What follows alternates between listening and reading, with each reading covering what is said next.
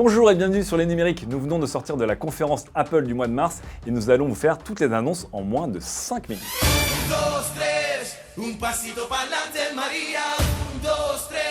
On commence avec l'iPhone SE QV 2022. Ce dernier reprend le design éternel, c'est-à-dire depuis 2014 de l'iPhone 6, mais ajoute enfin une nouvelle puce, c'est le A15 que l'on retrouve dans l'iPhone 13. C'est enfin un téléphone entrée de gamme extrêmement performant. Le problème, c'est que le tarif, lui, a un petit peu augmenté.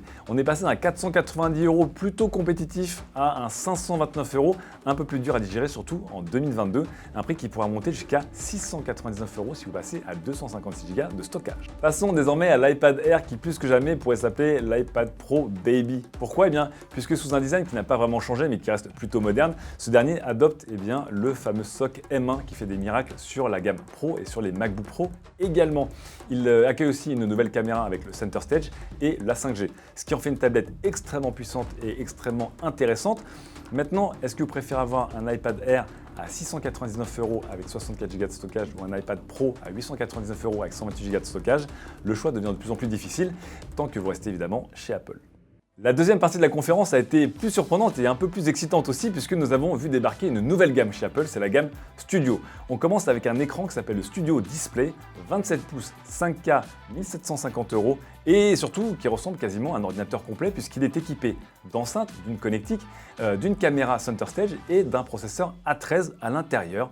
Voilà qui va en tout cas donner du fil à retordre aux autres écrans pro et quasiment aux ordinateurs all-in-one.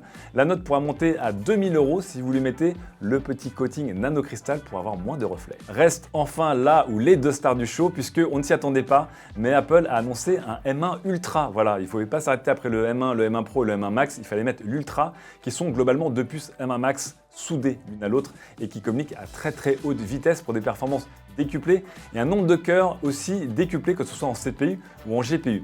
La première application de cette nouvelle puce, ce sera un nouvel appareil qui s'appelle le Mac Studio, qui ressemble globalement à un double Mac Mini ou un mini Mac Pro comme vous le voulez, et qui démarre à 2300 € et selon les options peut monter jusqu'à 9000 €, mais qui offre notamment, selon Apple, des performances dignes des meilleures workstations pour de la 3D, du graphisme et de la musique notamment. On a très hâte de les mettre entre nos petites mains. Ces 4 nouveautés, l'iPhone SE, l'iPad Air, le Display Studio et le Mac Studio arriveront tous le 18 mars.